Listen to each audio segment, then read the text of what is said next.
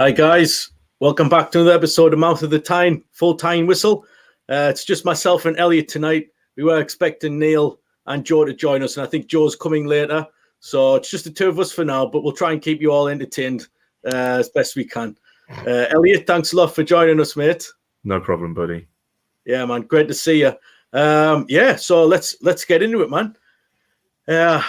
Newcastle United versus Brentford. What a day on the anniversary of the takeover. Well, the day after, but it's almost written in the stars, wasn't it? Really, that we were going to win. I certainly felt we were going to win, and I think I posted beforehand that I thought we were going to win 4-0 with Miggy and Bruno scoring. So I was almost correct. It was a good one. It was a great day. What were your thoughts on the match? Let's get straight into it, man. What did you think from the kickoff when we first started? What's your thoughts? Well, firstly, on Steve's preview show, I said 5-1. So I didn't put a bet on it, but I thought there was going to be a big scoreline. But for some reason, I just had a feeling. I think Fulham away would give the lads the confidence that it did. I think from minute one, we looked a threat, which was the key thing. And I mean, one thing that I think people that don't watch us need to realise, and even on Sky Sports tonight, Jamie Carragher made a comment that was referring to us being more defensive than other sides or playing on the back foot. And you've clearly not watched us play, because of the attacking statistics in terms of crosses, shots on target, goals, winning the ball, high pressures. We're in the top 5 in every single one. Yeah. So batterings were always going to come. And I think Brentford's a perfect example of a team that weren't going to sit back and they came to play. And we've got the quality of players to just pick them off. And that's what we did. Bruno was mind-blowing. Again, he was absolutely faultless. And I still pinch myself every time I watch him play, because it's like he plays for my club, and he's just leagues a bit. Like, statistically, again, they showed it on Sky Sports. He's statistically the best midfielder in the Premier League. Yeah, you can't argue with these type of stats. What we've seen tonight on Sky from Carragher and the likes, they're talking about him. When you see it written down, it looks like, this is a guy that we already know what he can play like. But when other teams see these stats and other fans, they must be thinking, anybody who hasn't paid attention to Newcastle United until, watching Monday Night Football tonight, and they're watching and they're looking at these stats, they must be thinking, wow, like maybe we need to pay more attention to this guy, because and this is the thing as well. It's like, he's a defensive midfielder, so they say, and when you take your eye off him or give him that extra bit of space, like Brentford did. Yeah. Well, Brentford did it twice at the weekend.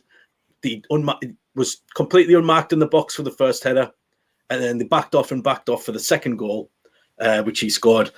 And, this is the damage this guy can do. And it's like, he can. And this is what we've said on previous shows. Yes, he can play the defensive midfield role, but we all know, we're not blind. You can see that the guy isn't just solely a defensive midfielder, but he is a brilliant defensive midfielder, which is so strange, because he can do that job, but he can also attack and score goals. The assists what he gets are fantastic, and he is a complete midfielder. I've been calling him the Brazilian midfield general. I feel like this guy has the potential to play for both club and country at the highest level for, say, maybe the next 10 years till he's about 34, 35 years old. So you're going to be getting somebody, if we can keep him. He's already had some great years in Brazil and in France with Lyon, but he's gone up a notch since he came to the Premier League. This guy has gone up a notch, and it's a joy to watch. And to be honest with you, it's actually quite overwhelming. Just like where we are at the minute. And I mentioned this a few weeks back as well. So I sometimes get overwhelmed by it all, because with that used to being crap, all of a sudden to now be at the top of the league, we're in the 6th position. And, but top of all these other stat tables as well.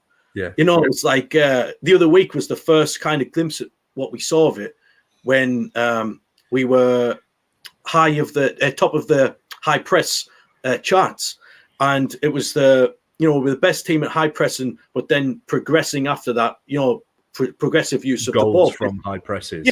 Goals from high pressing and chances created from high pressing and things like that. We were the top of that 2 weeks ago. Now we've added another stat to that. We've got the best, joint best, but we'll say the best defense in the Premier League. So that's like another stat now that we're top of. And we're in the top 5 for all attacking metrics as well. Yep. So it's like you're in a position where, I mean, the team as a whole is performing like that. But then if you look at Bruno specifically, he has the most carries out of any midfielder. He's got the most, I've forgotten what it was, highest pass accuracy while under pressure of any midfielder in the league. Yeah, that was the other one, wasn't it? Yeah. And it's like, if you look at the whole thing, the regains, progressions, the only stat that I think Declan Rice is better than him in is tackles. Yeah. But even then, Declan Rice is exclusively a number 6. Bruno wipes the floor with every other number 6 and then wipes the floor with every number 8 in terms of attacking numbers as well. And it's just, you pair that with a team that are willing to put graft in. Like, you've got players with legs like Longstaff and Willock. You've got Miggy, who will press the living hell out of somebody. Murphy actually did it quite effectively this weekend as well. And then you've got the fullbacks. You cannot underestimate how important Trippier is to the way that we play. His quality of delivery is outrageous. He's shitting on Trent on Trent this year in terms of all of his stats. He's got more assists than him, more crosses, more accurate crosses, a higher pass accuracy percentile, obviously significantly better defensive numbers. And people are trying to argue that Trent's up there with England's best. He's not even close. Yeah, and this is it. It's like it's all coming together, and I think like I said, I had a few doubts a few weeks ago, and I was a little bit negative on a couple of tweets that I put out on Twitter, saying that maybe we got ahead of ourselves. That was the fans, the owners, the players. Maybe we were touting ourselves, maybe, but we were saying before the season, we can go for top 8. A few weeks ago, I thought we don't have the attacking quality to do this. I was analysing the team, and I thought, we're huffing and puffing, but we're not actually getting these chances. We're not taking the chances. We weren't even particularly creating them. And then all of a sudden, maybe the last 3 games, let's say, it's just all clicked, hasn't it? It's just completely clicked into position. Yeah. Miggy, which we're going to get onto next, has just took his game to another level. I think that's maybe coming from the Grealish comments at the back end of last season. Yeah, I genuinely agree with you. Yeah. I think he took that personally. Yeah. I do. And I feel like, although saying that, we saw a little bit of improvement in the January kind of period in February, when he was kind of put back in the team, when we had some better players around him. There was an improvement. Obviously, he scored the great goal against Crystal Palace. Yeah. But then it continued over the summer, and I can't with Paraguay, and he scored a couple of goals in their qualifiers. And I can't remember when the Grealish comments were made. It was sometime around the Open Top Bus after they won the league. Yeah. And it clearly spurred him on. I think so. You think so. I know all the guys watching and people on Twitter also think the same.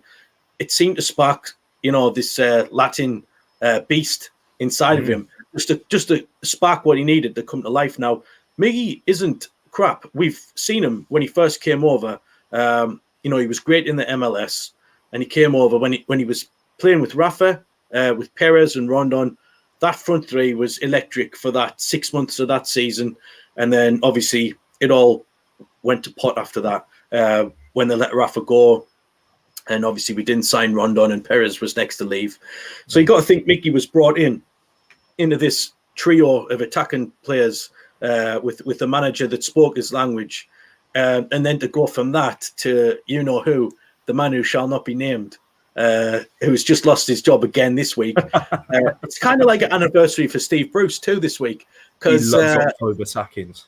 Yeah, basically, yeah. He's about 10 days shy of his anniversary, so he's gone slightly early this year. I was hoping they might, I think it was the 20th of October last year. Yeah. I was hoping they might have dragged it out. Like I tweeted the other day, would have been quite poetic if Bruce had gone on the 20th both years in a row. But so let's get back to Miggy. The point I'm trying to make is we knew in our hearts that although we've been frustrated with him, and maybe haven't always been as kind with our analysis of him, we always knew in our hearts that we'd seen this player that was decent. We'd saw it with our own eyes. Hadn't maybe had the goal output. He's maybe never had. He's never had the goal output. Maybe that's just coming now. But as far as being a danger man, under Rafa he was brilliant. He lost it for 2 years under Bruce. Howe's been with him for 6 months before a few months, 2 or 3 months before we started seeing the improvement. And then, a summer of away with the national team, he's come back and he looks pre-season. He was absolutely storming. He scored loads of goals in pre-season, scored some assists, and now we're seeing it again in the Premier League. So, what's your thoughts on him, Elliott? I'm guilty of being one of those people that slated him in a major way, and I think to a degree his performances and lack of output kind of warranted it to a degree.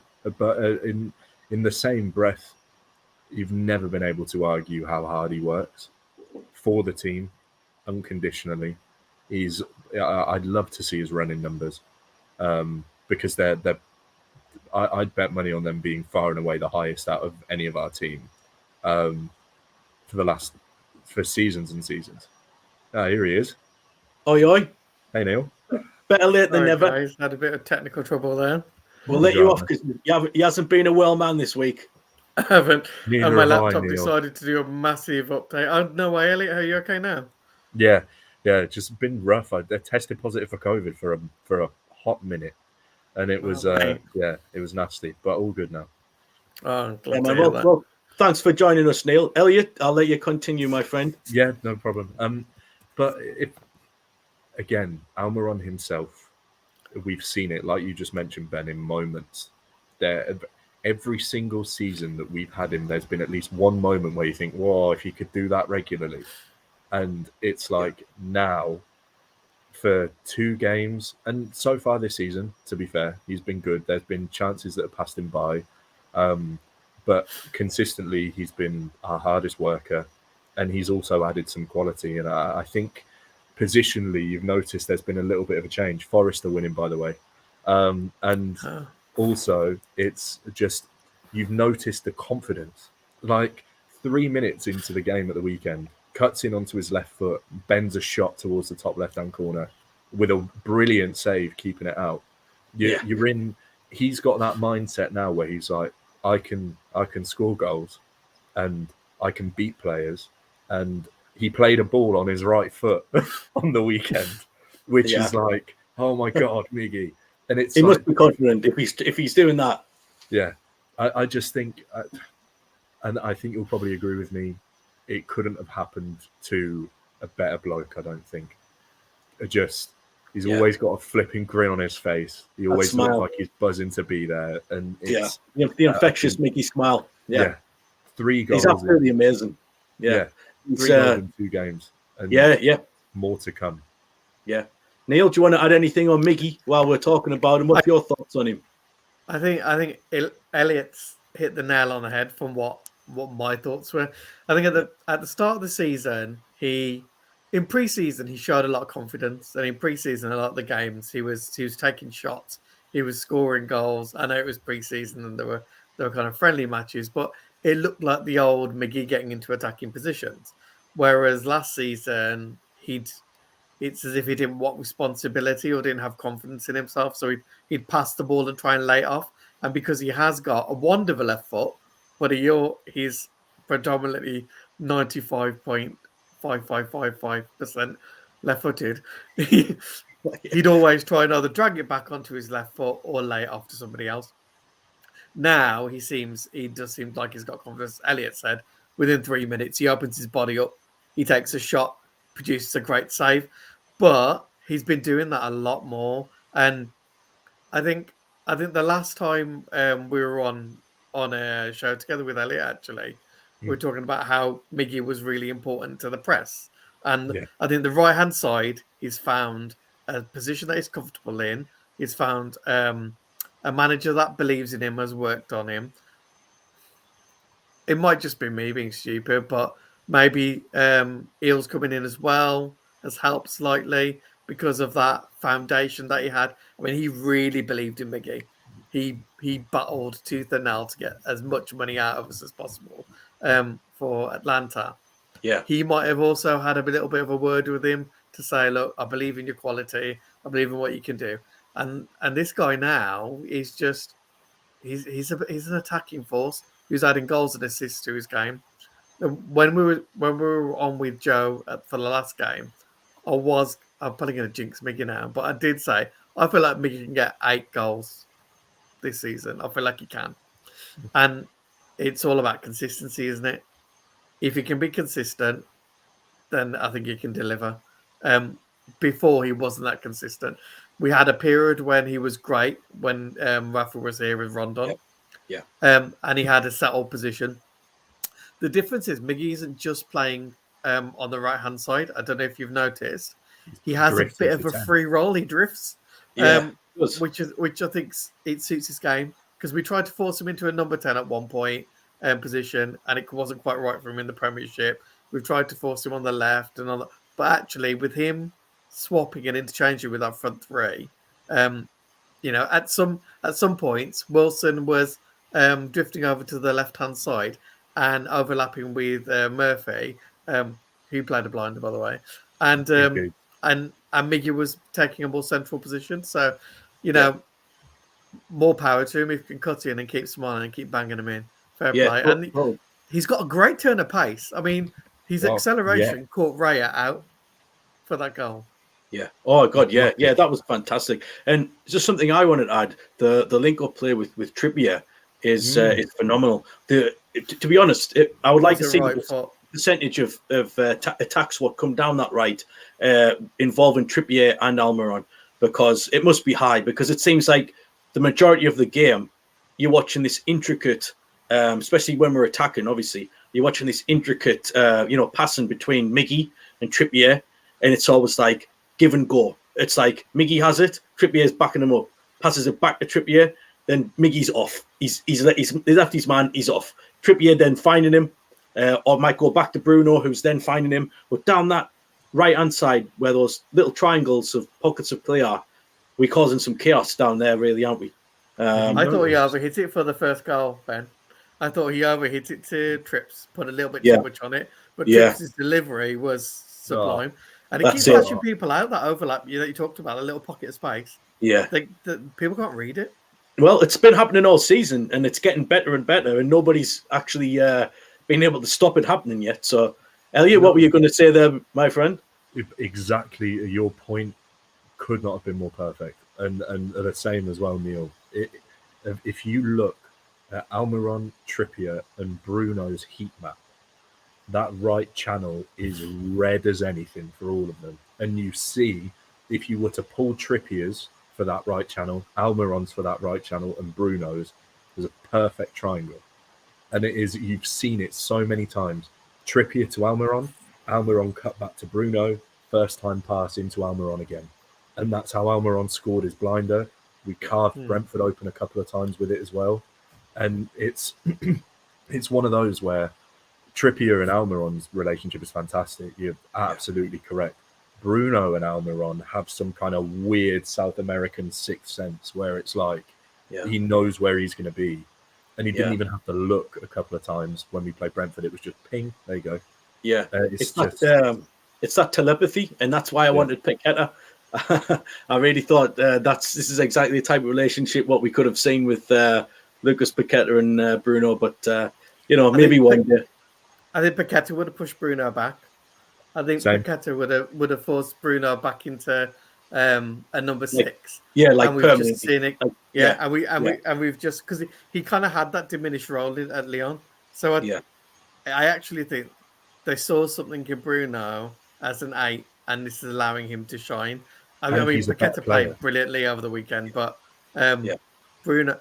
I mean, there's something about Bruno chewing gum, walking around like he's having a kickabout. He's This just is so it. sick, isn't he? I He's just.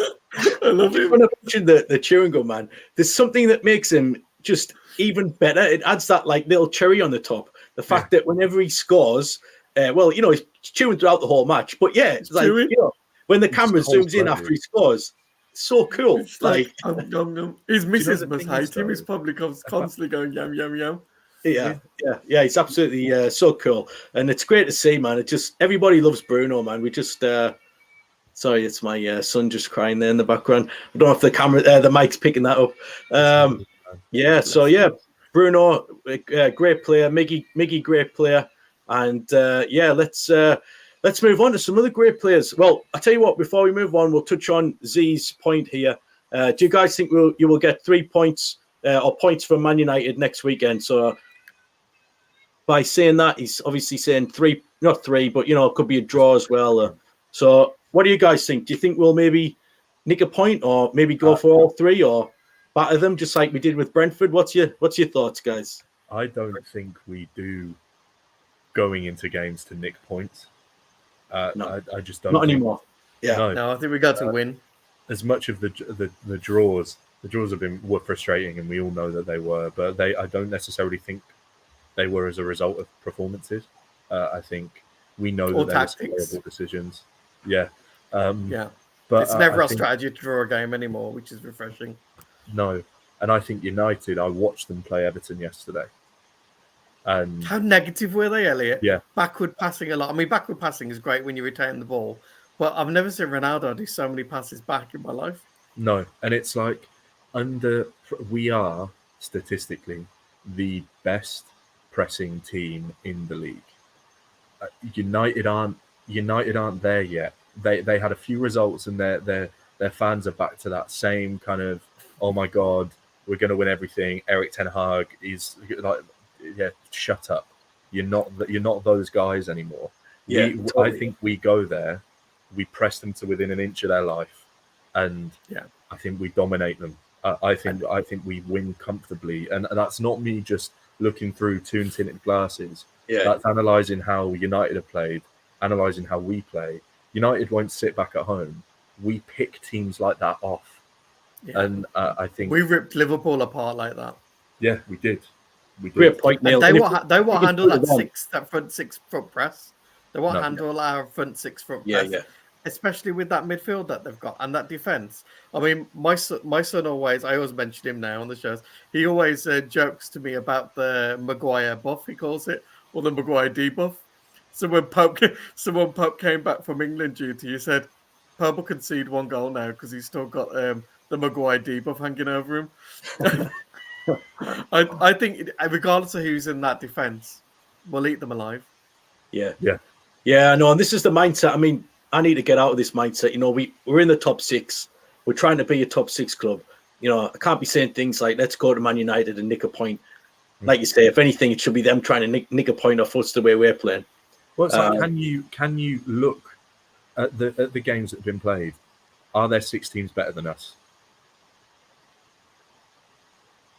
I think we've held our own. There aren't. And we've been robbed. Yeah. So should have beaten Liverpool. Arguably should have beaten City. They're not, obviously City are a better team than us. I'm not trying to say that we're better than them by any means, but if you look at, are there 6 teams that play better football, are more effective in their press, as good in front of goal, are generating as many goal scoring opportunities, have better defences? There aren't. The teams that should be in and around us, Leicester, West Ham, you would have expected Villa to have been with their window. They're all dog water this season. Yeah. There aren't. And stats don't lie, Elliott. Our XG, the amount of goals we've conceded, the amount of goals we've scored, our pressing stats, our ball recoveries, they don't lie. And the thing I love about Howie is, and I did love Rafa. What sometimes frustrated me with Rafa was the blanket. I know he did a good job with that blanket analogy consistently. about having a short blanket. Do you know what I mean? Short blanket. Yeah, all the time. Whereas Eddie Howe, it's just completely different.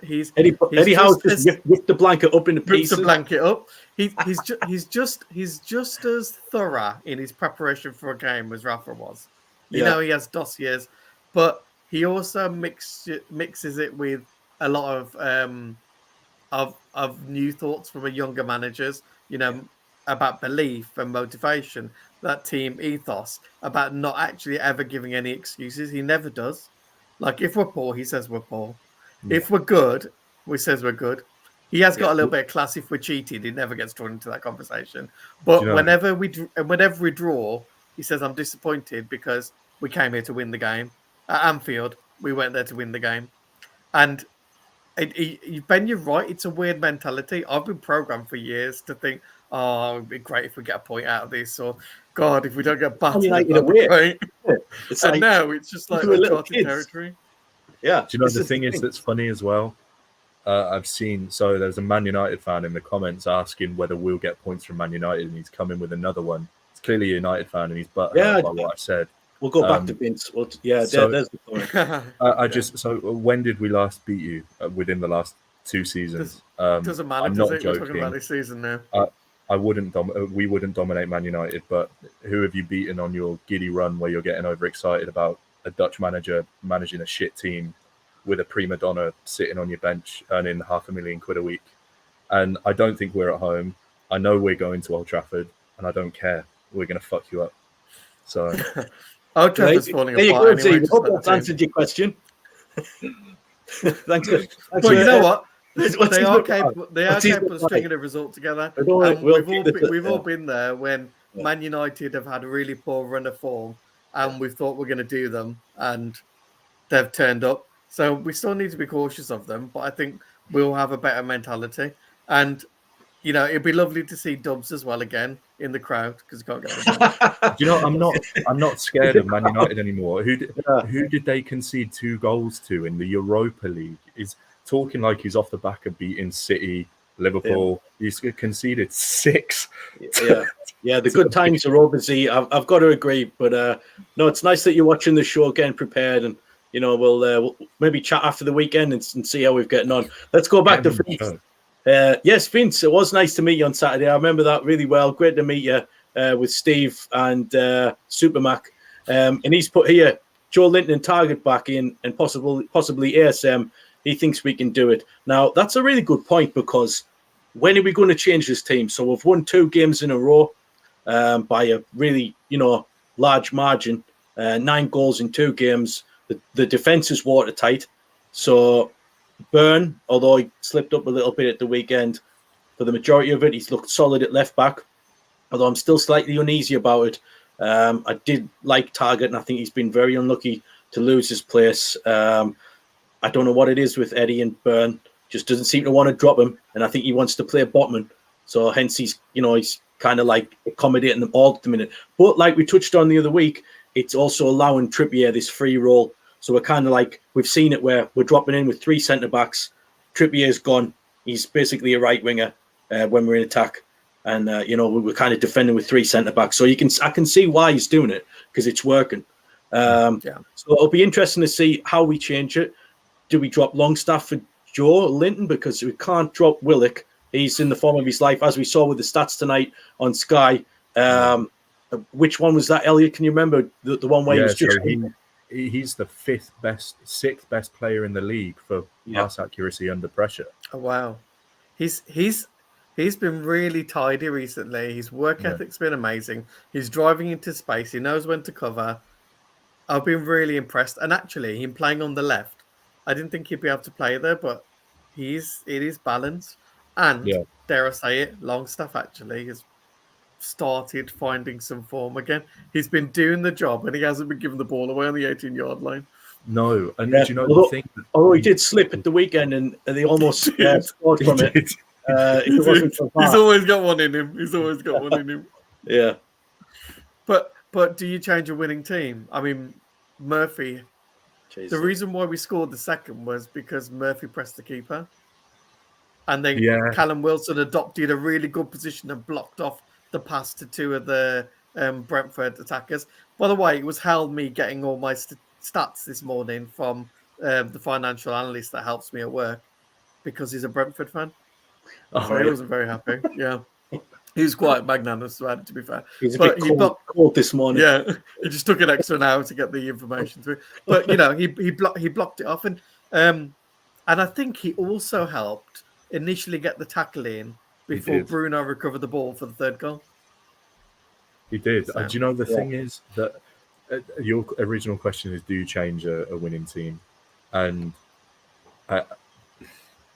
my gut is saying no, but if you've got a fully fit St. Maximin and a fully fit Joe Linton, the debate there is, are they too good to leave on a bench? Especially as much as I responded to that Man United comment in a way that was just trying to get a response just because I'm that kind of person. I was being a bit of a fair play to see. But I think it's all in good faith.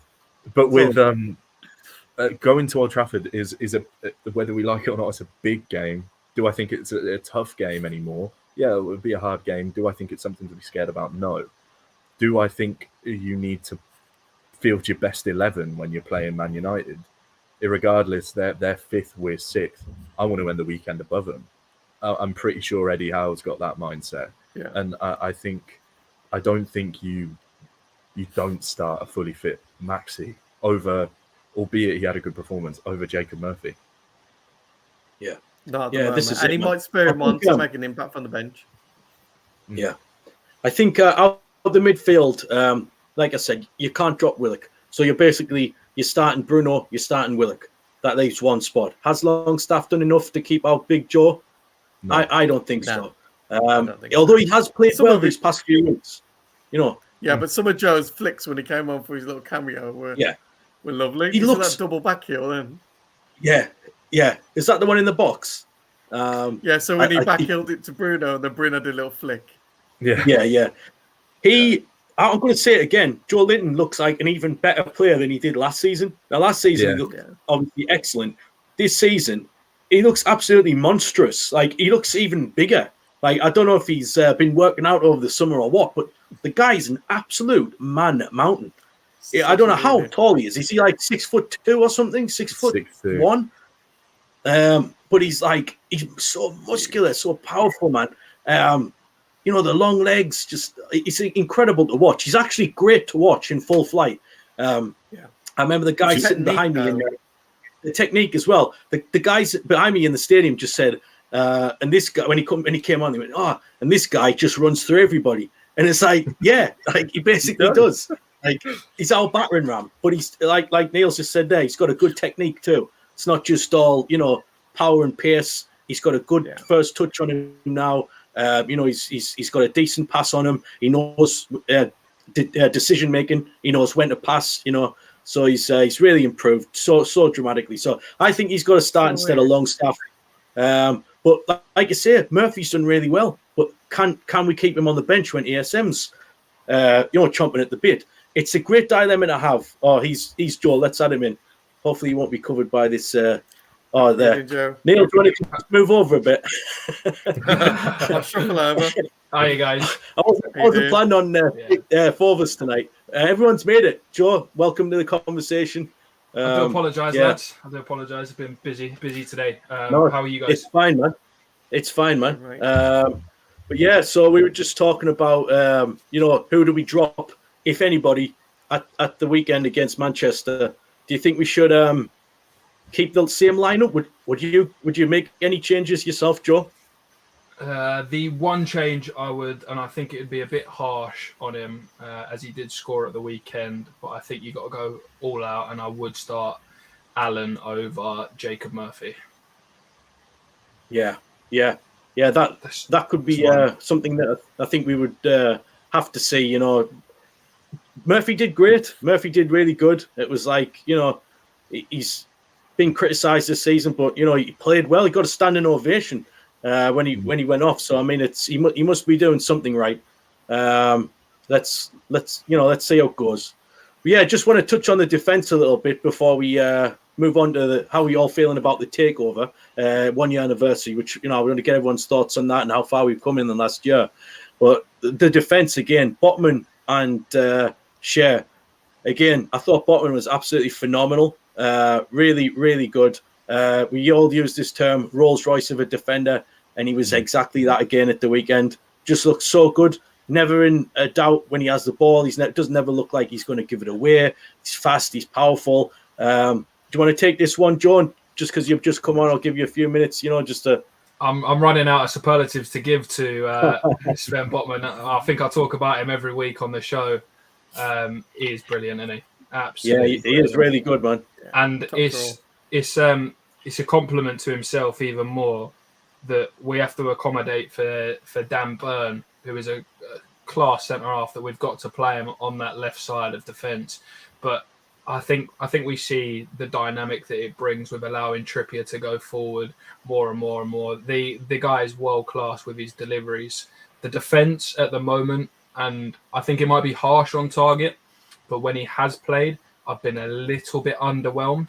I know he's been hit with a bit of injury, but I have been a little bit underwhelmed when he has played. That might be harsh. That might just be my opinion. But I think at the moment and how we're playing, that back four speaks for itself. I think Target hasn't reached the form that... I don't know if it's because our defence was so shocking before we had the new recruits in last season and we were in such a dire position. And so he was an instant improvement, or because of the injury, I don't feel he's performed as well as he did last year for him to get the move. In fact, I could see us getting another left back in probably in the summer. I think we'll see it out and possibly get another left back in because he probably wants an alternative. He probably sometimes might want trips to tuck in and deliver the ball rather than overlapping on the just so a bit of variation on the left hand side as well. You know, I mean, Trips' delivery has been fantastic, but Target, even though he's better than Burn going forward, he hasn't shown it for me this season, and sometimes he's got caught out. Now I do like Target because, you know, he gives everything when he's on the pitch all the time, but I just don't know why he's not performing at the moment. Do you know, I don't think I could agree more with either of you. I think the centre-back pairing, Botman and Shah, offers so much. And I mean, Fabi's had his moments where we're terrified as he bounds into the centre circle and leaves a gaping gap behind him. But there just seems to be a level of security when you've got a player like Sven Botman. His first time delivery, just when he gets ball to feet and it's either breaking lines into midfield or spreading the ball quicker than a team can react, and it's incredible. But I also think the left back shout is spot on. I'd love to see Grimaldo in a Newcastle shirt from Benfica. I think he is just quality player. Exactly what you want, because I don't know what his assist numbers are, but I know he's got a couple in Portugal, but he's got a goal in the Champions League as well. I think the way that he operates is almost identical to how Trippier operates on the right, but Grimaldo's got more pace to his game. He's quicker than Trippier is, obviously on account for his age, I'd say, but you've got two quality ball playing fullbacks alongside two quality ball playing centre backs with a midfield that can control games in that instance. And I think the direction we're heading in terms of our football, it will be inevitable that we sign a right-sided centre-back eventually, probably of the same calibre as Botman, probably similar age, so you've got a centre-back pairing that could last you 10 years. But I think the way that the back line is performing currently, I think it's a very, very hard case to make to bring Target in over Burn, because he's been solid. I agree, especially with the stats saying that we have the best defence in the league, joint best now. You can't really mess about with that back line too much, can you? There's less panic in that back line. There's less panic in that back line. They know what to do. Even when Pope comes and clears the ball, I'm not worried as much, even when he's coming outside the box. So he does love to do that every single game. One thing, I can't echo the boys' comments anymore, but one thing I will say that I'm surprised about is how little praise Botman is getting from the media for his performances. Mm-hmm. I don't know if it's because he cost us a lot of money and they just don't want to highlight it. But Martinez, it is Martinez, isn't it? I'm still ill for Man United. He's 4'2" centre back, but he's getting a lot of praise. And I'm looking at the performances and I watch it back just out of interest, and I think, okay, yeah, he did all right, he did great. But then I see Botman, who just seems faultless, elegant, not getting any praise. It's very strange. No, I have to agree on that one. And I tell you what, right? He, on Twitter, from Newcastle fans, gets plenty of praise, right? And I think all of us are warming to Botman even more. But I tell you what, there's one thing, right, that we haven't done, and it seems to be, I know the flag display had all of the players' names on it, right?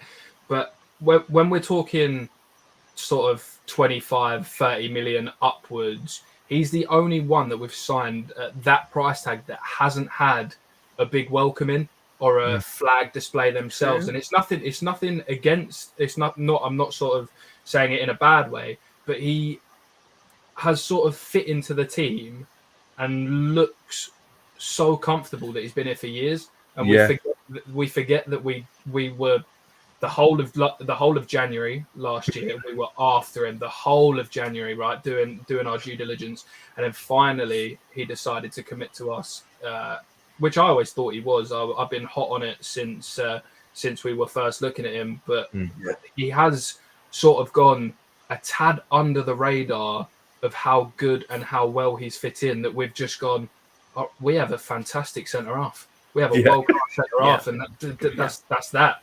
Unfortunately, but it may be his personality. He's a very modest, very composed, very quiet lad. You can see even what I loved a couple of games ago in the Fulham game. So they were celebrating one of the goals, and I think it was when Botman headed it, and it came off the post, and then Longstaff scored. And Botman a couple of weeks ago, about 4 or 5 weeks ago, he wasn't reacting when there was a goal, or his teammates were showing affection, but he was smiling, and you could see he was trying to keep it cool, but he couldn't help the euphoria kind of infecting him. And I think he's quietly become an integral cog of the part of the team, integral cog in that defense. But because he's so understated and modest, he's a professional. I don't think the media like that. They won't pick up on it. Do you know, I think sorry, Ben, I'll just one last point quickly. No, it's fine. I think the key, and going back to the original point, especially looking at the comparison of the love brown nosing that Martinez gets versus a player like Botman.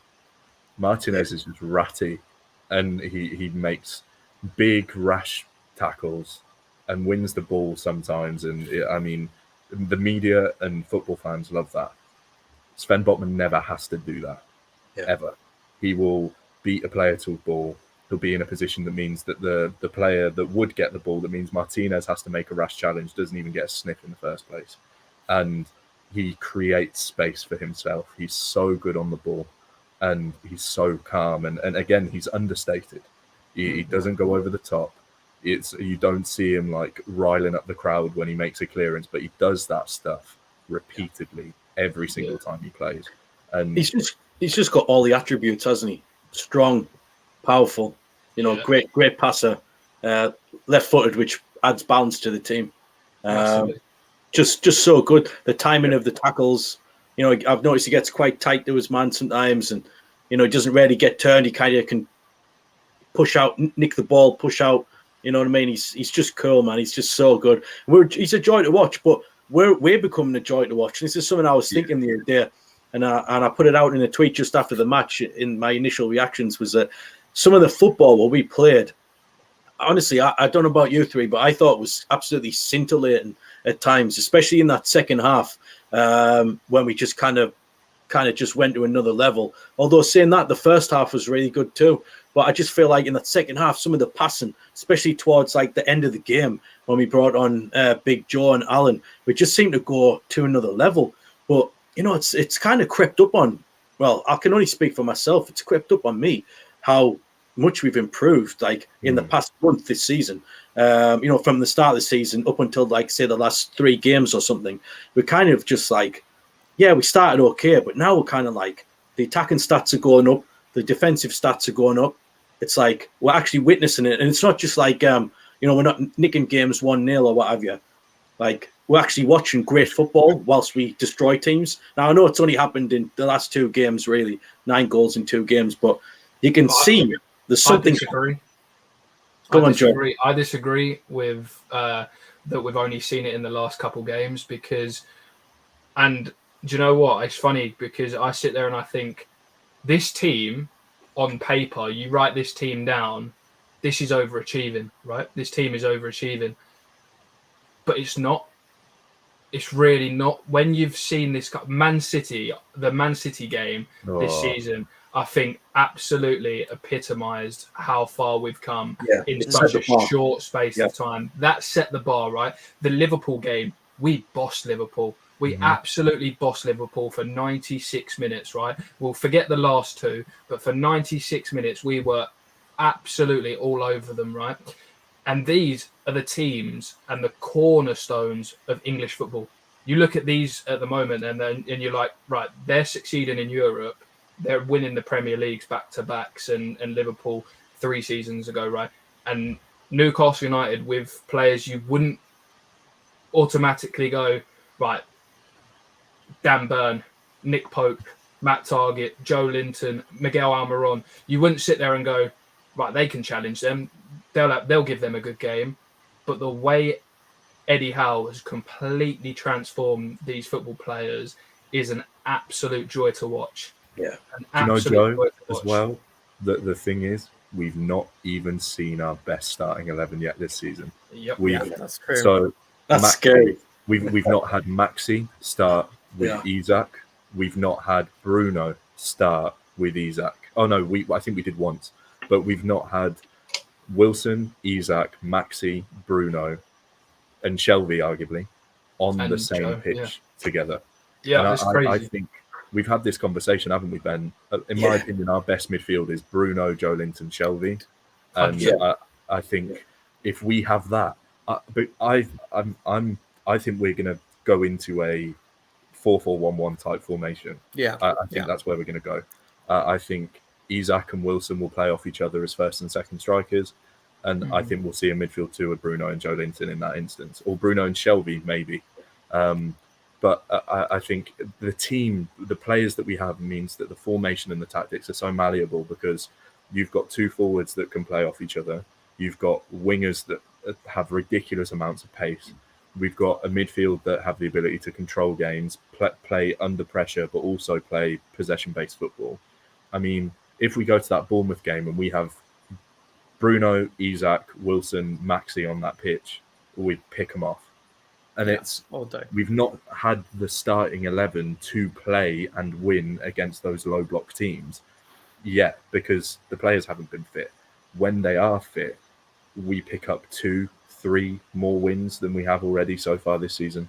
And it's exciting, man. It really, really is. It is. And just to add what you were saying there, if we bring Shelvey in to play at the base of this midfield, like we saw last season, let's just to put it into perspective here, Bruno just scored those 2 goals yesterday. I think we touched on this at the start of the show. We scored those from defensive midfield. That's what I'm trying to say is if this guy can do that from playing at the base of the team, what damage can he cause when he's played, further up the pitch? Which we saw again. We already know the answer to that because we saw that last season. When he scored against Leicester and things like that. So yeah, it's so exciting, man. And like I say, I keep repeating it, but it is overwhelming. Like the speed at which it's happening. I had doubts at the end of the transfer window if we had brought in enough attacking players, and we're seeing it. Over the last few weeks, few games, or as Joe says, even maybe since the start of this season, that we actually may be on the verge this season of something special. We might not have to wait that extra season or season and a half, 2 seasons, whatever, until it clicks. Because at the minute, it looks like it's clicking right now. So I mean, the possession-based football piece is really interesting because, sorry, mate, just a quick one. I remember watching the Germany friendlies when we were over in Germany, of the Austrian one, I think, when we were over there, and we had a lot of possession, but we kind of didn't know what to do with it. Yeah, and I remember looking at it thinking, "Damn, these guys aren't going to get the hang of this. They don't know, they don't understand how to do it." I think we should probably stick to being a counter-attacking team. I don't think they'll be able to have such high possession and then be able to make incisions into the final third. And even the Forest game, it didn't seem as though it seemed as if we progressed, but it didn't seem as if we'd still knew what that blueprint that Eddie Howe was trying to instill would look like. But bit by bit, it's gradually come up on us, and we've had pivotal moments like this. The City game was a moment where things clicked.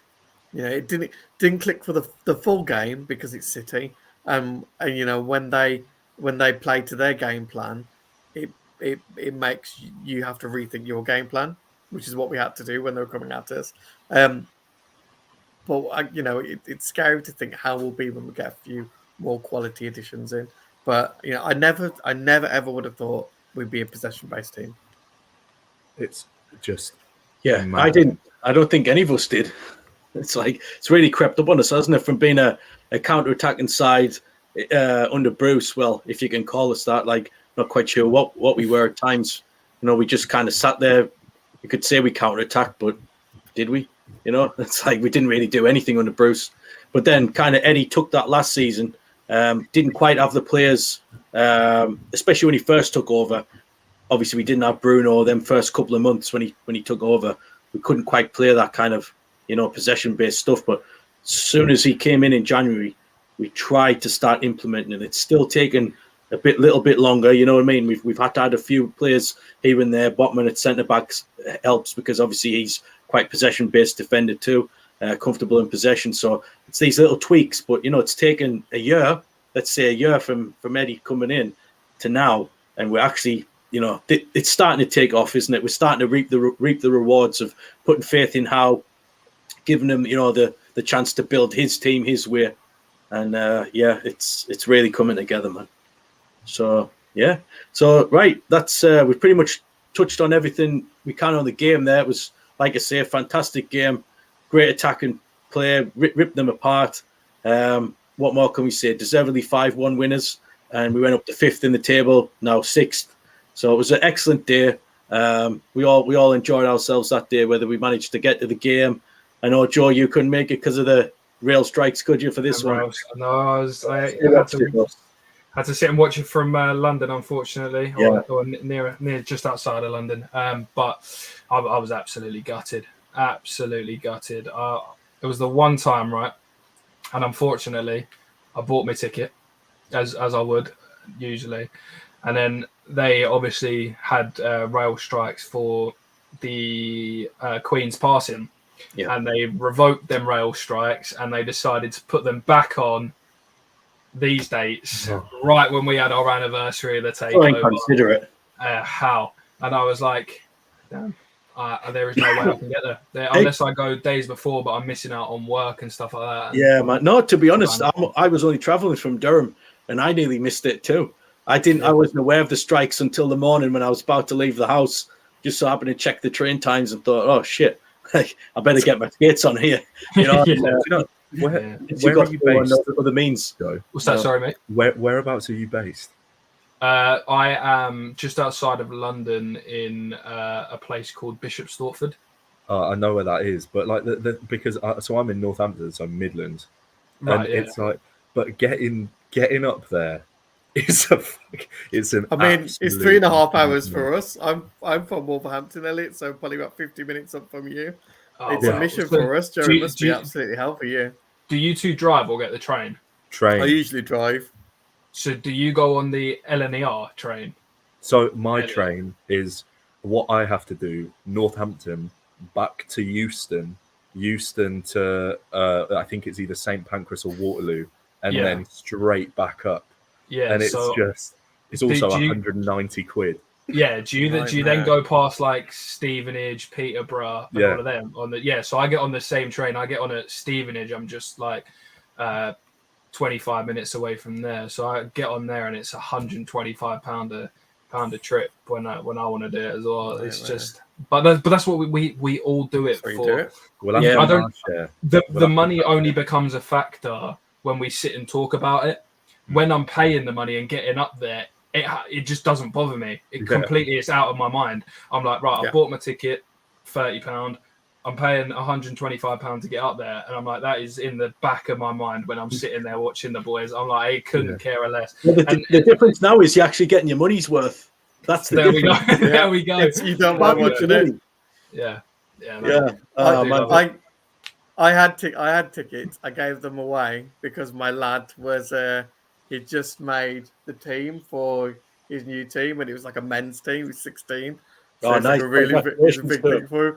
But I reluctantly got rid of these tickets. I couldn't. And I was sense checking with him, like, it's men's football now. Do you need your dad there? And he was like, yeah, be good then. He didn't cotton on. I'm like, okay, all right, no worries. It's funny. What was it like? What was the atmosphere like, Ben? It was really good. I was in the Gallagher. Being a member, I kind of move around the stadium, especially this season. It's like wherever I can get a seat. But my favourite is the Gallagher. I love it. And my eyes are getting quite bad these days, so I need to sit a bit further forward, just so I can actually see what's happening. So I was kind of just a few rows from the front. Actually, I was a little bit further back than that because I was under the surfer. The surfer, I don't know if you saw the picture on Twitter, but I just managed to get my arm on the edge of it. So I was kind of like, I will be part of this. I will be part of it. I kind of reached over about 3 people. I can see you in the photo. Yeah, you can actually. I'm actually on the edge. I can see you behind you up there. Yeah, I'm actually on the edge of. I forget where I'm at there somewhere, but there's a certain angle where you can see where I'm at. But yeah, it was great, to be honest. I couldn't obviously see the display because I was underneath it, but I've seen the photos. Obviously, it was fantastic. I felt sorry for a few of the lads from War Flags who obviously they were getting the volunteers to help them. They got a little bit tangled up with the yellow tickers. I think the first 2 or 3 went across fine, but then they had a real big chew on with a couple of them where the kind of the wooden poles were kind of wrapped right round these like yellow ticket banners, and it kind of a couple of them had to go back into the stadium where they didn't get a chance to actually come out because they just couldn't unravel in time. But the main crowd though, absolutely fantastic. Thought it was really good, just phenomenal, really. Although I did think it was slightly kind of, how can I put it? Because it was bouncing before kickoff. But as soon as kickoff started, I think it died down a bit, and I think it took the disallowed goal for everything to kind of go up a notch again. I think it kind of woke the crowd up, and it woke the players up, and it kind of just was like, right, actually, this is a big occasion, but let's not get overawed. We've still got to do it on the pitch, and I feel like after that first Brentford goal was ruled out, everything just seemed to go up a notch. But great atmosphere. And I saw, was it War Flags tweeted about the speed of the chants? Somebody was mentioning the speed of the chants, and that was very noticeable, actually. It was the first time I'd really noticed it, but the chants from the Strawberry corner, by the time they came across to the Gallagher West kind of corner, as it spread across, it was really out of sync, and everyone at this side was having to like miss out chunks just to kind of like get in sync with the chants, and it happened a few times. So I laughed when I saw War Flags put the tweet out saying, can we just slow it down a bit? How can we do this? Like, how can we slow chants down? Because it was noticeable where they're becoming too fast, and people aren't getting chance to say their line before someone else has like started another chant off. It was interesting. And then it gets even worse when the Leesers and the Gallagher are singing 2 different songs, and you're like, which one do people in the East Stand are like? I used to sing the Leesers and were completely different. But no, it was honestly, it was a great atmosphere. For me personally, I saw an old friend I hadn't seen for a few months. My parents went through as well. I didn't sit with them, but that was great. And saw a few other faces, saw Steve Wraith, like I said, saw Super Mac in the Dog and Parrot afterwards, and met Vince, who was commenting earlier, and it was just like a really nice day. Like, I met a few faces from Twitter. It was just like really, really good fun, man. Just, it's kind of everything what I've kind of wanted my hobby to be over the past, say 14 years. Obviously, before that, I was still going to games, but I was a lot younger. But, since the Ashley era, since it began, this is all I ever wanted, just to be actually going to Newcastle, having fun, and actually, coming away with a positive result just makes it even better. Watching great football, and just so excited for the future. So we're kind of going into it now here. Let's get on to the takeover, guys. Just one thing you was going to say. I thought you was going to say watching Match of the Day. And I said that's the best part about it. We can finally sit there and enjoy Match of the Day. Yeah. First 100%. On as well. First on. Yep. Yeah. Oh, it doesn't happen very often. It's a serious link now, Joe. Before I used to record it and then delete it. Yeah. Now it's a serious link and I watch it. I just want to ask you guys, are you guys the type of guys that would not watch Match of the Day if we got beat? Yeah. 100%. I am. So we're all on the same page. Used to do the things that they used to do. I can't remember what it was called. But on Sky Sports at like 10, 11 at night, they have the full game on rerun, and you can pick it up on Red Button. Oh yes, game of the day. But they used that you could watch all of them. So there was like a Red Button Whichever option. one you wanted. That was on after as well. Yeah, you had the game of the day, and then you had the choice to choose. Yeah, I remember me and my old man recording it every single weekend, and the amount of times that we'd go, yeah, fuck that, just beat it off. Yeah, man. It was great. I just got back in time actually, because the like I said, the trains were still on strike, obviously in the evening. So I had to get the night bus back, which took absolutely hours. So eventually, you're listening to that. That's code word for drinking after the game on a brilliant day. Our lass wasn't very happy, but I don't think so. 1 year anniversary. You're not going to get an opportunity again, are you? That's it, man. We haven't won 5 wins for years, Ben. That's it. No, man. If I can't do it then, when can I do it? Yeah, that's it, man. Exactly. The funny thing is, I always used to get people sneaking into messages on WhatsApp or whatever and Instagram saying, "Oh, you boys got hiding today," or "You guys look absolutely crap. Don't worry, I'm sure you'll avoid relegation." No one said anything to me now that we're in the top 6. That's it. Nothing. It's all going to be quiet, isn't it? It's all going to be quiet. The Twitter DMs are the funniest ones, right? Because I know us 4 here and a few others have always, since the moment I first started interacting with Ben, I think it's when the first time that or when we thought, okay, this one might be the one where Amanda Staveley finally takes over. And I used to have people like that I knew personally, right? Because my Twitter is just Newcastle, and I think it could be the same for everyone's, right? Yeah. Now and then it's my own personal life, but it's very, very limited. And I used to have people that I knew outside of work, outside of football, sorry. So like people from work and stuff. I go, you're just deluded. It's not going to happen. This takeover is never going to happen. You're just mediocre. You'll get relegated again soon, and it will take you a few years to come up. And the best part about it is none of them have messaged me since. And it feels so good, right? Because I know exactly how they're feeling now seeing Newcastle in the top 6. Yeah, you man. can taste the salt. It's amazing, man. I always had like belief in my heart that it would happen. And it was hard to always keep that belief, because at some points, it was kind of, especially when I lost faith when PIF pulled out, and it was like very publicly done, and that to me, it set us back a few. I just really didn't think it was going to happen at that stage, but kind of built up again, and as it started to kind of build up again, where I think Amanda had said, "No, listen, don't worry, they're still there behind the scenes, they're there when we need them," and we're still going to be fighting for this. That's when I decided, no, I'm not going to give up. I'm still going to keep believing, because there's somebody trying to buy this football club. And unless there's some kind of like English law that kind of makes it impossible, which, it doesn't exist. Like, there's no real reason. Yes, we know about the Premier League rules and the piracy and stuff, but you know, it was always going to be a way around it somehow. Even if it was controversial, it was still going to be possible to be, you know. And then obviously we kind of just kept it going. And then the day when we got the flight manifest of Amanda and all the cronies that were coming up, obviously that by that point we're on the 6th of October.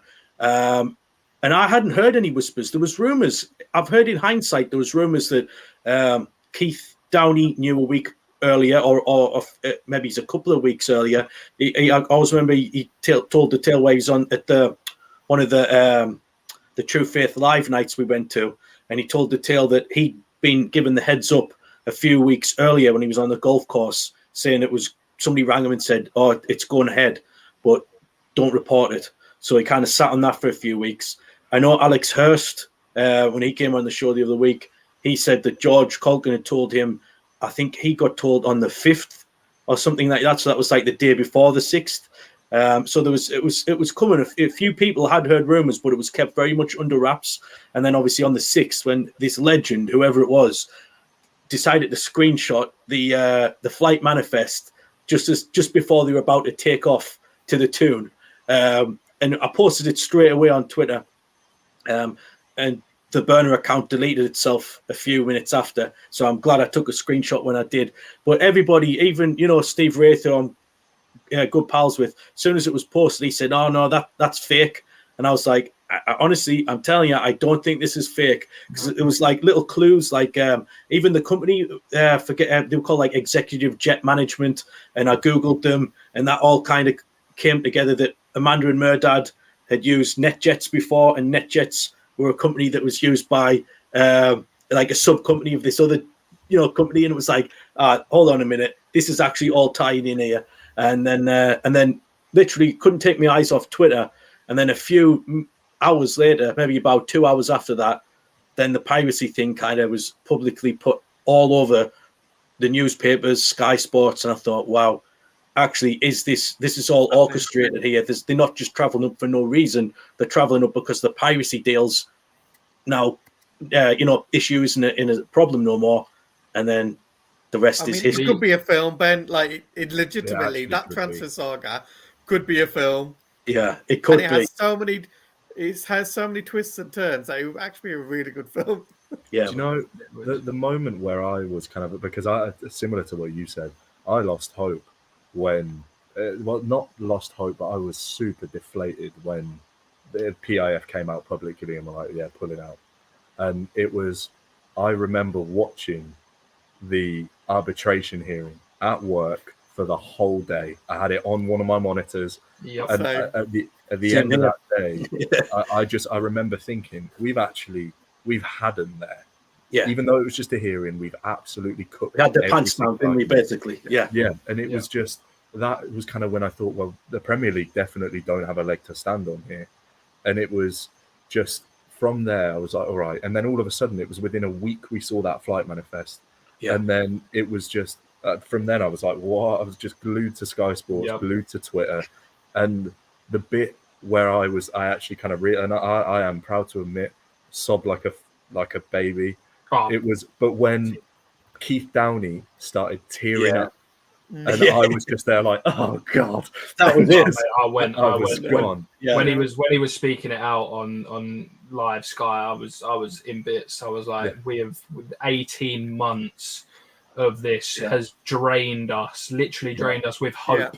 And the big saying, it's the hope that kills, right? It's the hope that drives you insane. I was literally sitting there thinking, we could be this, thinking we just need something. And again, I think, I'm not sure if you've seen the recent interview, I think the whole of Twitter probably has for Newcastle, of TalkSport, what's his name? Simon Jordan. Yeah. When he goes, as soon as I said that quote of what we had along the bottom, deadline. As soon as he was walking out the door from that shift on TalkSport, he got a text saying, "You might regret that. There's something going on here. The piracies." But bearing in mind, this is like 2 weeks before the takeover gets announced, right? Is that all it was? 2 weeks before, was it? Wow. 2 weeks before, right? It goes. He gets a text 2 weeks before. You might regret that.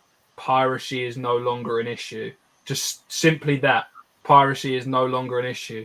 And then he explains to Jim White that he pretty much messed up from that moment on, but he couldn't come back the next day on TalkSport and go, actually, I think this could happen. Because then you just like you look even bigger of a fool. You got to accept that you got it wrong when it comes out. And I think like Elliott said, the moment that got the statement got read out and all of us see Amanda walking down saying it's done. Yeah. I think I just finished tearing up, right?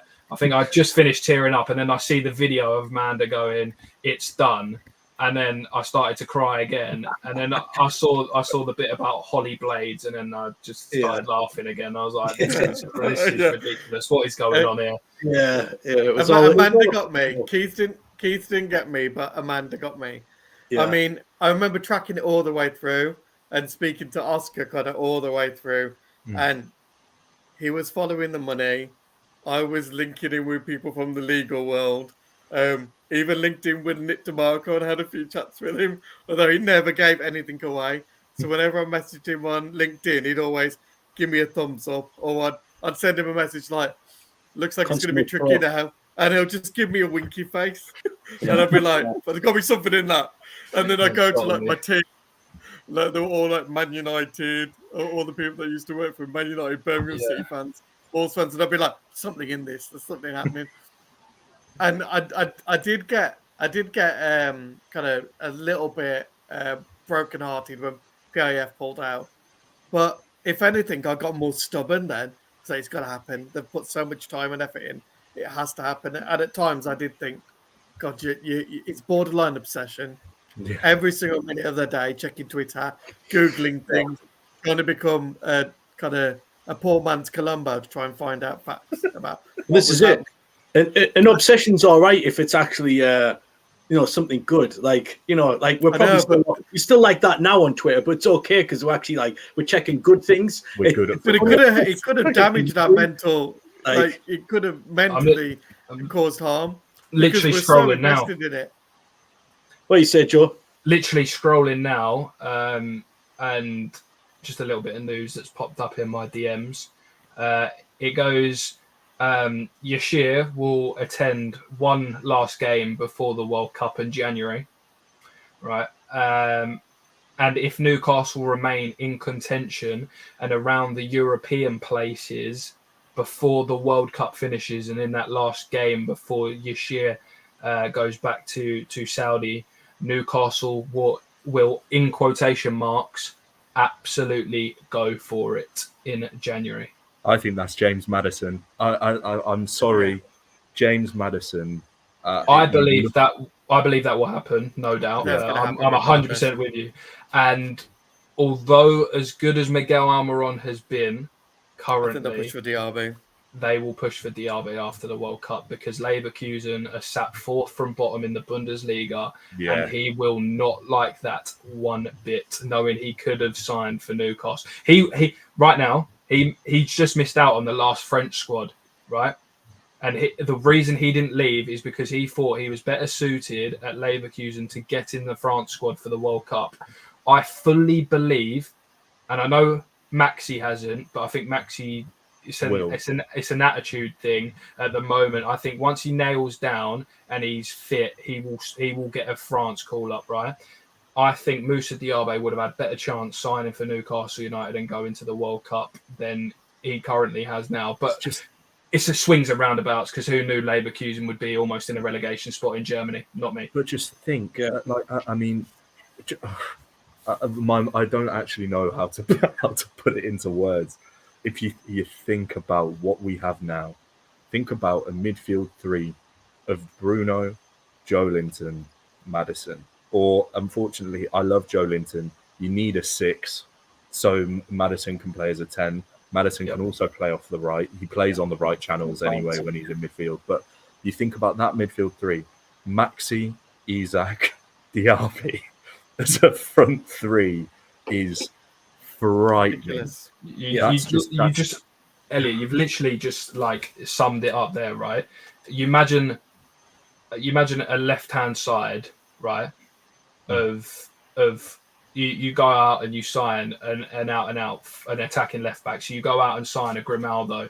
You've then got Bruno Guimaraes and Maxi as your left-hand side. Then you flip it and you look at your right-hand side and you've got Trippier, Maddison, Diaby, and then through the middle you've got like Botman, Shah at the moment. I think we'll keep Shah for a little while longer. Yeah. But you go Botman, Shah, Shelvey and Isaac. How old is Shah? Shah probably hasn't got too many years. I mean, it's mind-blowing, isn't it? It is crazy. Crazy. And that's signing 3 players. I think we're 2 or 3 players off. Something really special. Pushing top 4. Yep. Really pushing I agree. it. Yeah. And even though they keep saying it's a 5 and 10 year project, and and we know it's going to take time to build before we can challenge, you're joking. If they do not see this season as an opportunity, they're just very good at managing expectations. Very good at downplaying. They know what to say. They know it's exactly a weird shaping up, isn't it? The season so far. I mean, there's a few teams that we didn't expect to be kind of. I know Leicester won the other night, but they've been very, very poor so far this season. Wolves look lost. Brighton, they're going to be. I know they've had a great start of the season, but a lot of that was under Potter, and had the bad news. The new manager's not too bad though. I think he'll. No, be all right. I mean, we'll see how it goes. I just think it could knock them out of their sync a little bit, especially that news today. I mean, I don't know if he's a starter for them or a squad player, but that the young Zambian lad, decent amount of money on him. Very, very good player. Very good player. And that's just great player, I thought. Being taken out. He's just gone. That's it now, finished. So it's like that, and then losing your whole backroom staff, your manager.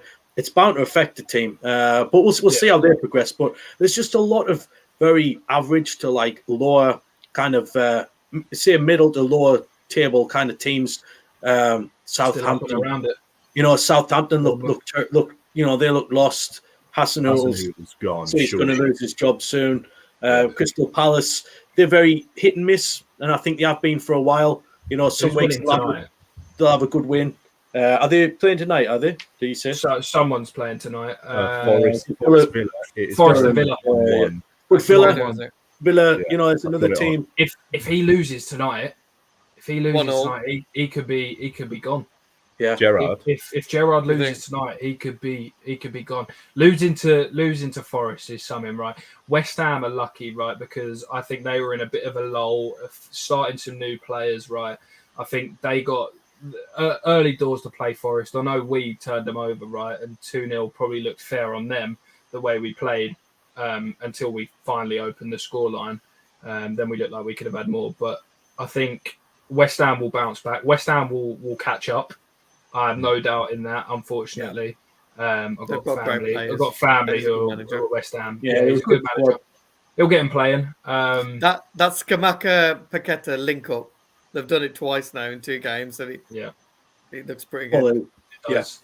And then I think, look, I wanted to ask this question tonight when I came on. Right, it was one of the burning questions in my head. Where? Right, just you don't have to elaborate if you don't want to. But just give me a position you think we're finishing this season. Just like, and this is your most genuine answer to me to this question. And I'll tell you mine as well. Where do you think we're finishing? Do you want me to? Yeah, go for it. Hit it. Go for it. I'm all right. We're going first. I may get pelters for this. Genuinely from the bottom of my heart, believe 6th. Nice. I won't elaborate until you ask me to. I was waiting for the elaboration. No, that's is fine. There an elaboration, or is it you don't have to elaborate? Numbers first? I can do. Well, go for 6. I think the reason I'm picking 6th is, yes, we're off the back of 2 wins, and as a fan of a football club, you could very easily let that get to your head. If you look before that, look at the City game, look at how we've dominated near enough every other game we've played. The results were going to come. They have in the last 2 games, and The City game, you could even say it started to show there as well. But Liverpool, again, dominated them. Unfair result in the end. But if you look, and I think it's alluding to the tweet that you mentioned, Joe, with I have every faith that we will be there or thereabouts come the World Cup. After the World Cup, we've got one game and then it's the January transfer window. You're in a position where if we're 6th, 7th, 8th, even in that period of time, we're within touching distance. Nobody has the financial power to do what we can do to get ourselves there. And I think if we are within touching distance, we go big on 2 players that we really, really need, that we've had our eye on for a long time. That's why I think Maddison and Diaby are the perfect 2 to fill that. Yeah. And then if you bring those 2 players in, there aren't 6 better teams than us in the league. So, yeah. There you go. You've smashed it out the window. Ben, what are we saying? Yeah, so a few weeks back, I thought that we didn't have enough attacking intent in the way we played. We didn't have enough quality. And I kind of was saying, I thought a few weeks back that we're getting ahead of ourselves and maybe we'd be lucky to finish top 10. That was nonsense. Don't listen to me. I don't know anything about football. So now, a few weeks later, I'm going to change that. My outlook on stuff like that, and I'm going to say that I've been very impressed with how we've kind of gelled, especially over the last month. I think I agree with you, Joe, what you said, that we have been playing well all season, but for me personally, over the last 3 weeks, we have kind of big time.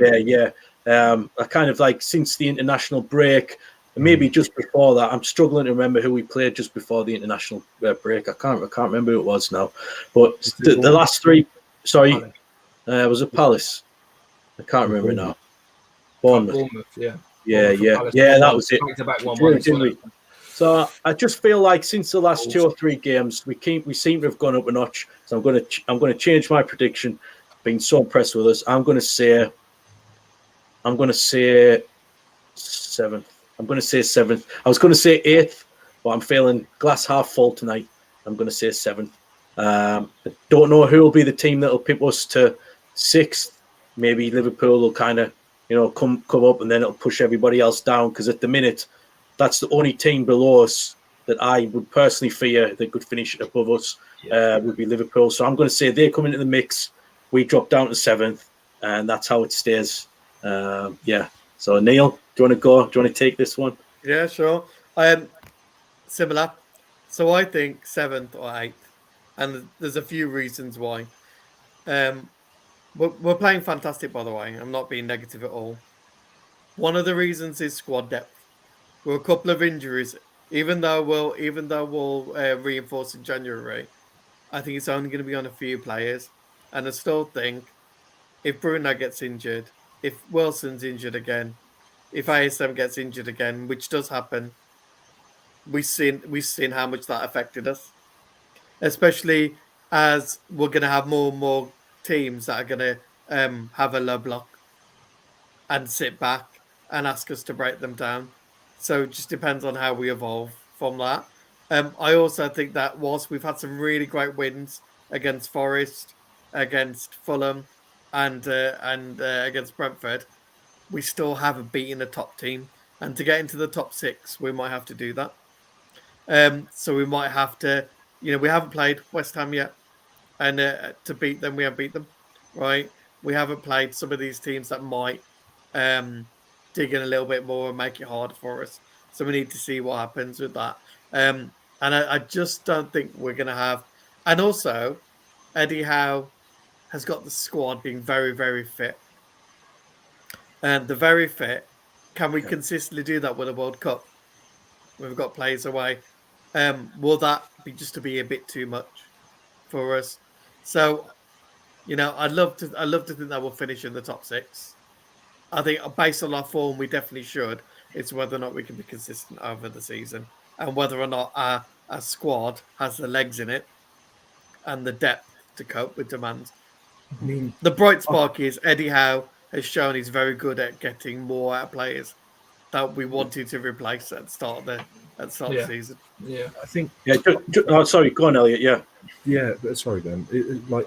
But again, I agree and see what you're saying. But near enough a calendar year of performances has us where we are in the table.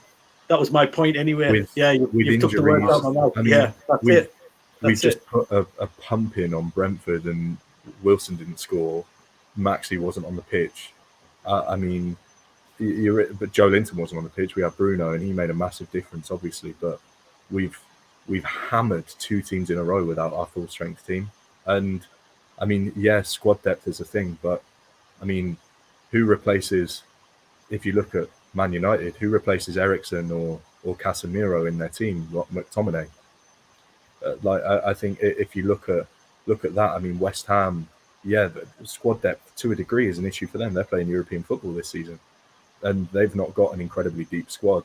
I mean, we have the advantage where the teams that we're looking to beat are playing European football, and the teams like this is a transition season for us where this, again, we speak about an amazing opportunity where there are teams that are very beatable anyway, playing in the middle of every single week because of how the season's looking. I mean, up until potentially teams don't qualify for knockout rounds or whatever, you're in a position where West Ham probably will, Man United probably will.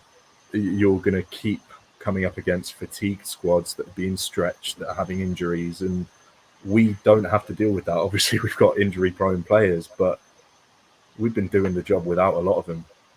And I think your point's valid. I totally agree. I'm not disagreeing with anything you say. I just think it's very much there are variables, a number of them.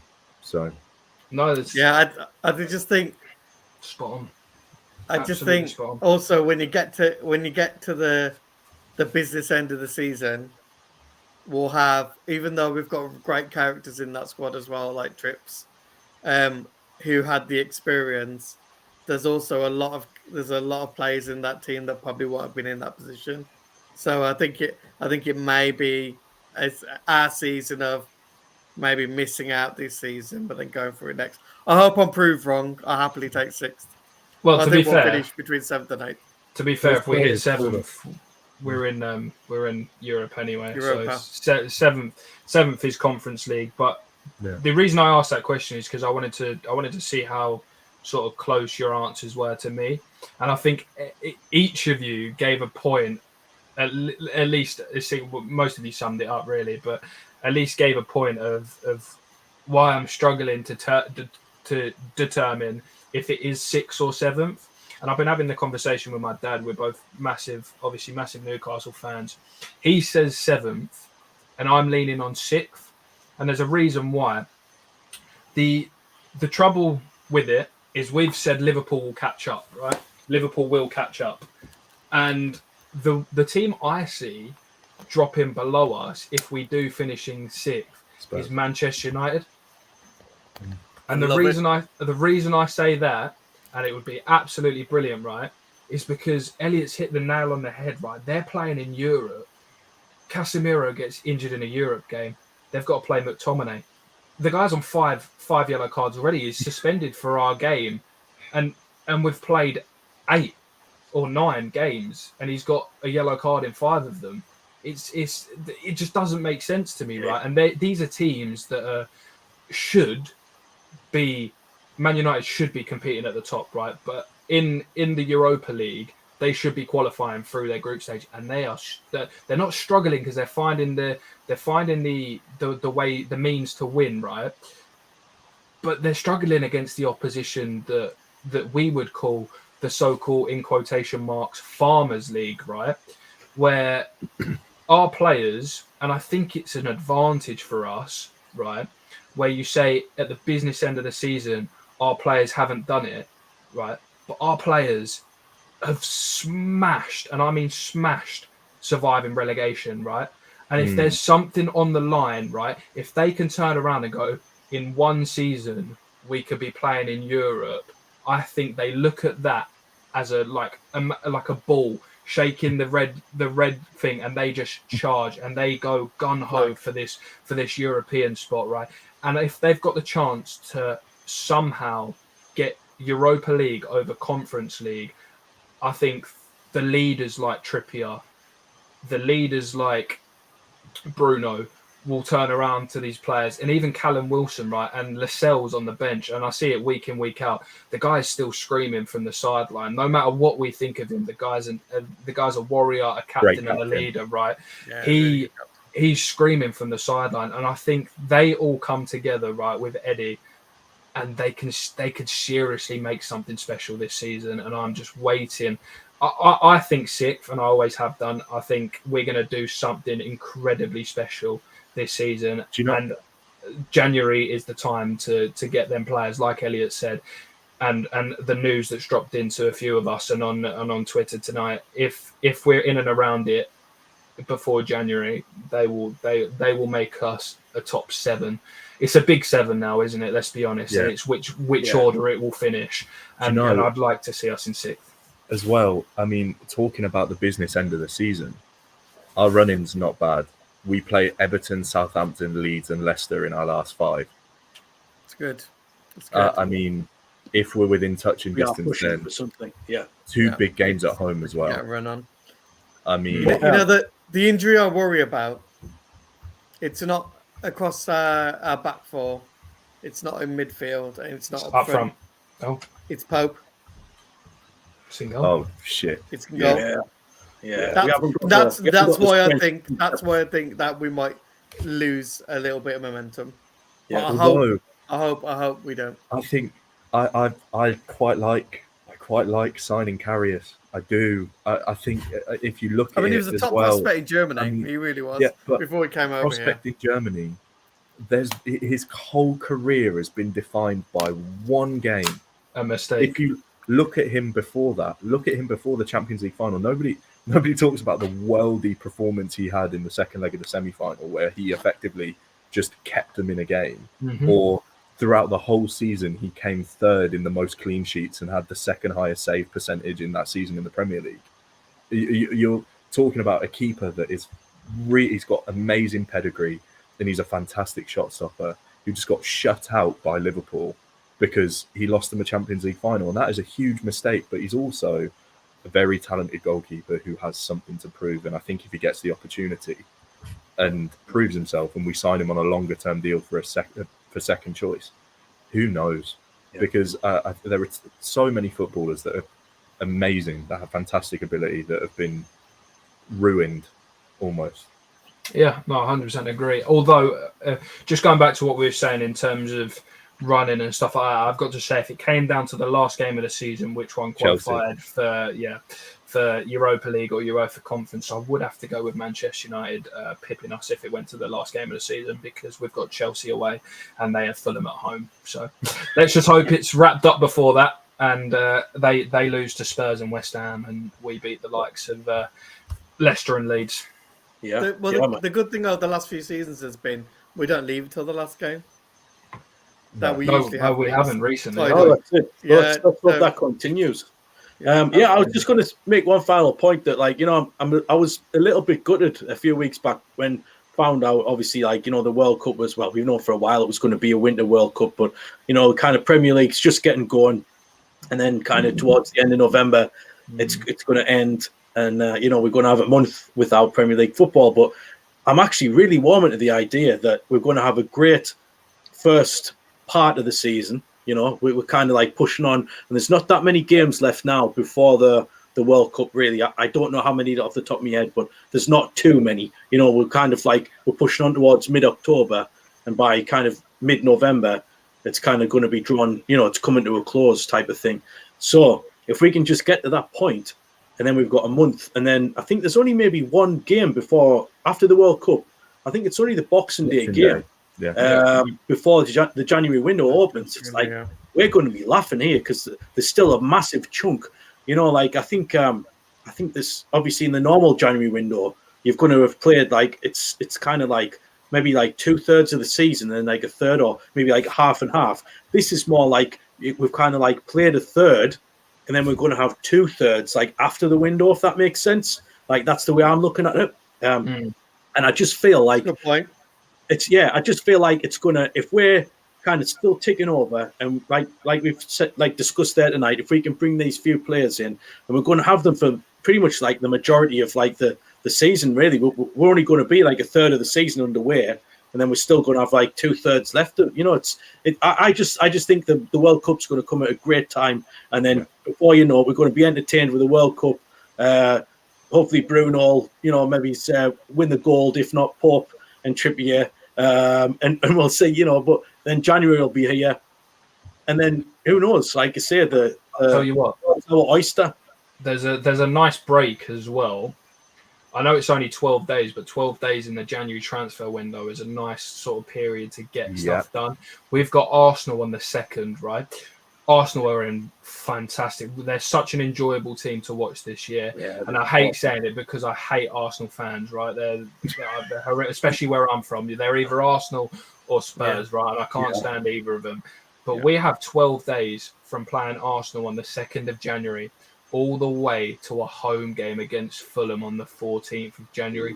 What a time to integrate players and go out and blow Fulham away. That is such a key period. If we can get the likes of James Maddison and Diaby wrapped up, finished, done early business, right?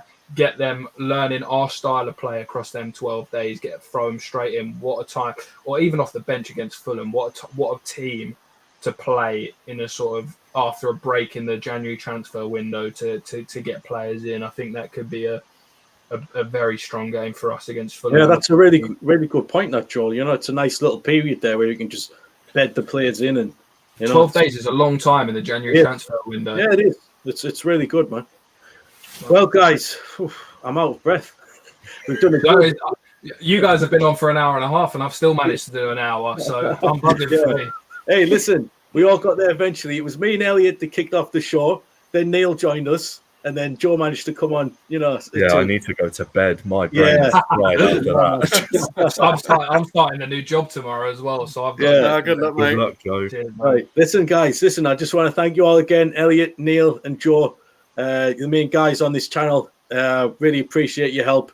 And man, I can't wait for the next game. Who have we got? It's Man United, isn't it? Man United. Let's do one next week. There's only one United, boys. Yeah, man. There is. Listen, guys, everyone listening at home, thanks very much again for tuning in. Really appreciate you. Please continue to support the channel, like, subscribe, and help us grow, man. This is where we want to be. This is what we want to be doing, and we're trying to make this channel into something special.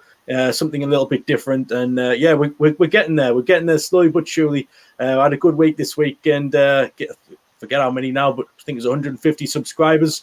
So we're still growing. We're still doing well, and can't do it without your guys' support. So please, if you like the content, subscribe and like the videos, and we'll hope to see you in the next one, guys. So thanks a lot to the lads tonight, and see you next time. Take care, guys. Yeah, See ya.